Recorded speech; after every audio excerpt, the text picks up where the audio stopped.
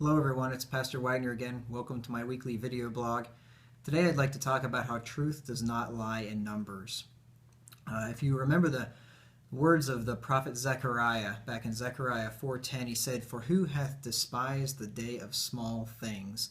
And today most people do despise small things. They despise small churches or small political groups or whatever the case may be.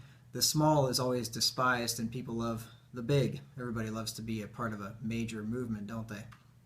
But you remember what Jesus said in Matthew 24. He said that at the end of time it was going to be like it was in the days of Noah. He said in Matthew 24 and verse 37, "But as the days of Noah were, so shall also the coming of the Son of Man be." It's going to be like it was in the days of Noah. And you know what it was like then?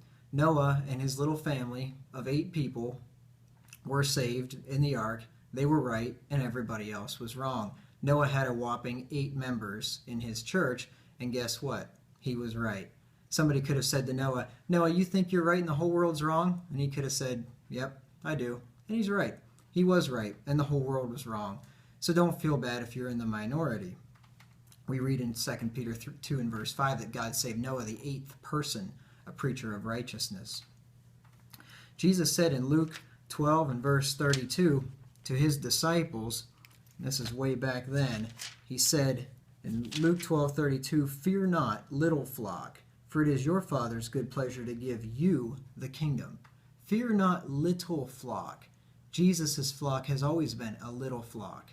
It's not in the mainstream. The elect are a remnant. We read that in Romans 11 and verse 5, that even to this good day there is a remnant according to the election of grace.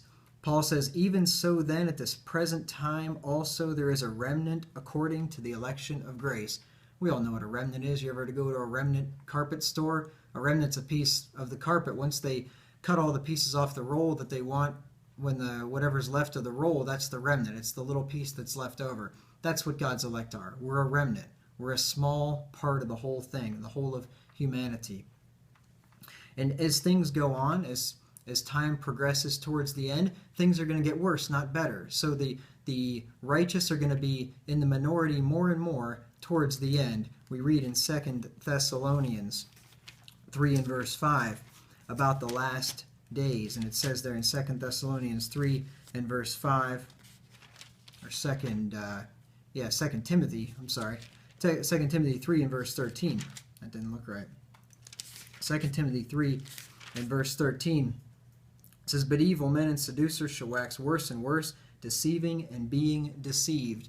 That is characteristic of the last times. Evil men and seducers will wax worse and worse. And why do you see, we see things like that in our culture moving more and more toward ungodliness with all the quote-unquote gay marriage and evolution taught in the schools and all the wickedness that goes on and the rates of fornication going through the roof and the rates of adultery and divorce and all these things.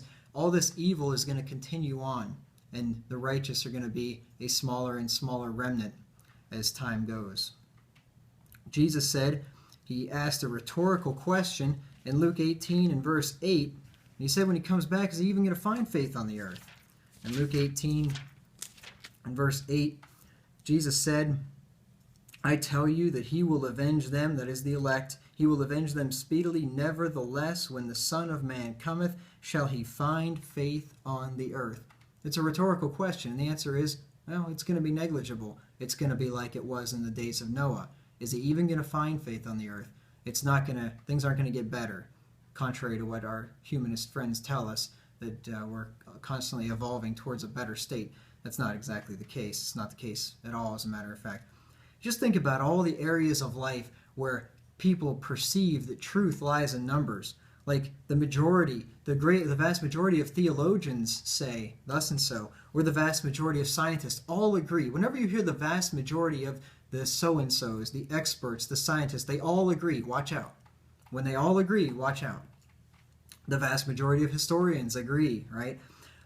Almost all economists say that we're all Keynesians now, as Richard Nixon said. All the economists agree that quantitative easing is the way to go and the Fed ought to keep juicing up the economy, right? All the experts agree. All the doctors agree. Yes, and the American Medical Association, all the prestigious doctors agree that the best way to treat cancer is with chemo and radiation. Yeah, that's what they say. All the educators agree. All the professors agree. Yes, they all, the mainstream all goes in that direction, and everybody thinks that if the majority of the people do it, then it must be right. Truth must lie in numbers. Certainly the majority couldn't be wrong about anything, could they? No. But what you have to do is you have to learn to be a contrarian. You have to learn to like to be in the minority. Because if you're going to follow the truth, you're going to be in the minority. The truth in anything, but especially I'm speaking here religiously, you are going to be in the minority. Learn to be a contrarian and learn to like it. Learn not to value the opinions and the praise of men. If you look back in Luke, just a few chapters back in Luke chapter 6 and verse 22, Jesus said, "Blessed are ye when men shall hate you, and when they shall separate you from their company, and shall reproach you, and cast out your name as evil, for the Son of Man's sake." Blessed are you when men separate you from their company.